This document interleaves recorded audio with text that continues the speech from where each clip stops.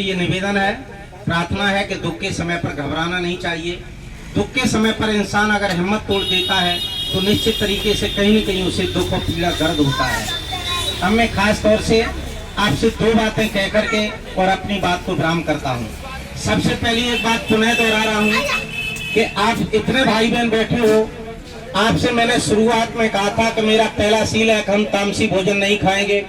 तो एक बार पुनः आपको याद दिलाता हूँ कि एक संकल्प लेके जाइए कि आज के बाद हम अपने घर में तामसी भोजन नहीं बनने देंगे। ये पुनः आपको याद दिला रहा हूँ कि तामसी भोजन खाने से हमारी पीढ़ी बर्बाद होती जा रही है, विचार उनके दूषित होते जा रहे हैं, विचार तीव्र होते जा रहे हैं, क्रोध की मात्रा बढ़ती जा रही है, शरीर में अहंकार बढ़ता जा रहा है। इसलिए हम लोग एक संकल्प लेके जाएं कि आज के बाद हम अपने घर में मीट मुर्गा नहीं बनने देंगे। दूसरी बात आपसे कहना चाहता हूं, आज पूजा पाठ के नाम पर हम लोग पता नहीं कितने कितने कहां का चक्कर काटते हैं। कोई मंदिरों में भाग रहा है, कोई तीर्थों में भाग रहा है, कोई सत्संग में ठोकरें खा रहा है। आप सबसे मैं एक प्रश्न पूछ रहा हूं, जिस मंदिर में आप जा रहे हैं, जिस सत्संग में आप जा रहे हैं, जिस तीर्थ में आप जा रहे हैं, रास्ते में आपकी गाड़ी का एक्सीडेंट हो जाता है और आपकी टांग टूट जाती है। पढ़े लिखे भाई बहन बैठे हो, सही बताना, जब आपकी टांग टूट जाएगी रास्ते में और आप भगवान के तीर्थों में जा रहे थे, सत्संग सुनने जा रहे थे, क्या वो सत्संग वाला, तीर्थों वाला या मंदिर वाला भगवान आपकी मदद करने आएगा? भाइयों आएगा? नहीं आएगा ना? क्यों नहीं आएगा? क्यों नहीं आएगा? जब वो भगवान है, आप उसकी भक्ति के लिए दौड़े दौड़े उसके यहाँ जा रहे हो और आप पर जब मुसीबत पड़ी तो वो आपके पास नहीं आएगा। ऐसा क्यों? ऐसा क्यों? हमें इस पर विचार करना है। भगवान बनाने वाले आप हैं, आपने भगवान बनाया उसे। अगर आप नहीं जाते तो उस भगवान की कोई वैल्यू नहीं होती। मैं दूसरी बात अगर आपसे कहूं, आप एक जो है मिट्टी का चूहा बना दो या पत्थर का चूहा बना दो और उसको ठीक चुगना चुपड़ा करके यहाँ कोने में रख दो। यहाँ से अपना कुत्ता या बिल्ली छोड़ दो। बहनों में आपसे पूछ रहा हूँ, वो कुत्ता या बिल्ली दौड़ के जाएगी, वो चूहा जो रखा है उसे खा लेगी? जाके खा लेगी? नहीं खाएगी। क्यों नहीं खाएगी? क्यों नहीं खाएगी? वो उसके पास जाएगी, जरा सा सूंघेगी और समझ लेगी कि ये क्या है, मिट्टी या पत्थर है, और वो उसे नहीं खाएगी। क्यों?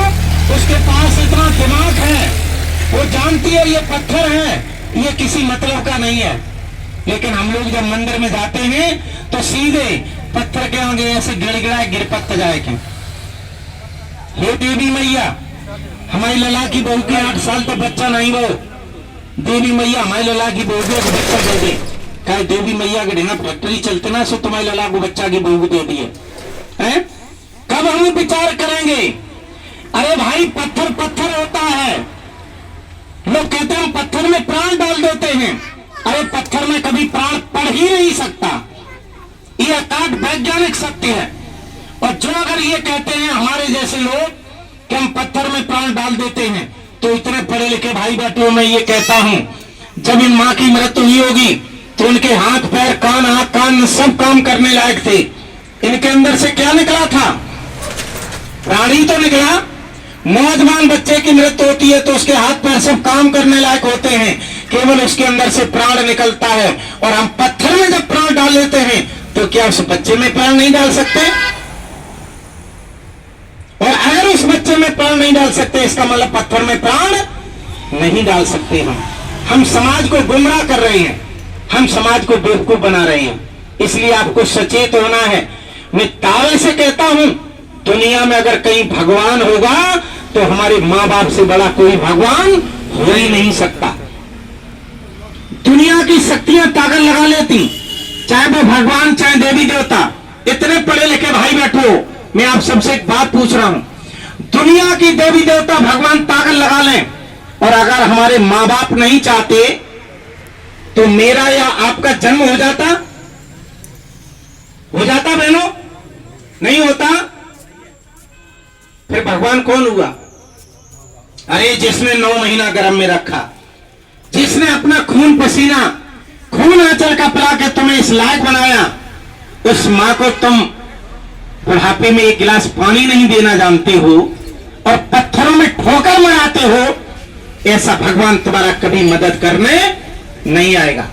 अरे जो साक्षात भगवान तुम्हारे घर में है, उसकी आपने कभी पूजा नहीं की, उसकी कभी बात नहीं सुनी, उसकी कभी 1 गिलास पानी नहीं दिया, उसकी सेवा नहीं की। आज की हमारी बहन बेटियां जब घर में आती हैं तो सबसे पहले एक ही लड़ाई शुरू होती है कि हम सब सास ससुर की सेवा नहीं कर पाएंगे। अरे याद रखो, तुम्हारा कर्म ही तुम्हें भोगना पड़ेगा। अगर तुम एक बार अपने बुजुर्गों का सम्मान कर दोगे तो 1000 बार तुम्हें सम्मान मिलेगा, और एक बार तुमने अपने बुजुर्गों का अपमान किया तो याद रखना 4 दिन बाद जब तुम बुजुर्ग होगे तब तुम्हें उसका 1000 बार भोगना पड़ेगा। बहनों, नहीं भोगना पड़ेगा? भोगना पड़ेगा। न कोई कर्म सुख दुख कर दाता, निज कृत कर्म भोग सब राता। अपने कर्म का भोग भोगोगे, तुम्हें कोई सुख दुख देने वाला फिर कहता हूं नहीं है। इसलिए अपने बुजुर्गों का सम्मान जो नहीं करता है वो भगवान की पूजा करने का कोरा ड्रामा करता है। और अगर कहीं तीसरा भगवान होगा तो मैं दावे से कहता हूं कि बाबा साहब से बड़ा हमारे लिए कोई तीसरा भगवान हो ही नहीं सकता। अगर बाबा साहब ये इतना मेहनत न करते, अपने 4-4 बच्चों का बलिदान न करते, तो मैं दावे से कहता हूं कि आज ये पेंट या सूट या पेंट शर्ट ये हमें पहनने को नहीं मिला होता।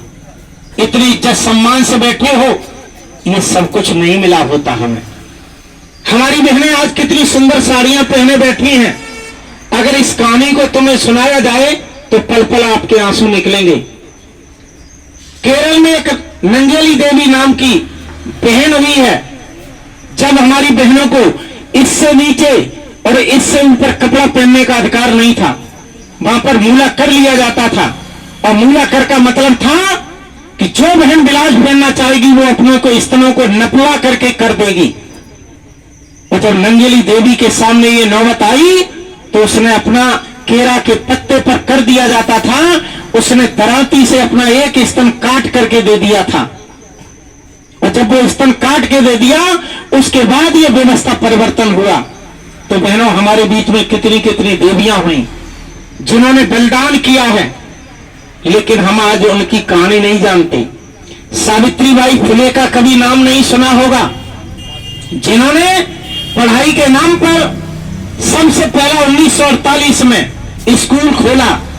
और स्कूल खोलने के बाद किसी भी समाज की महिला होती थी, चाहे वो ब्राह्मण, क्षत्रिय, वैश्य या शूद्र, स्त्री को किसी भी वर्ण में पढ़ने का अधिकार नहीं था।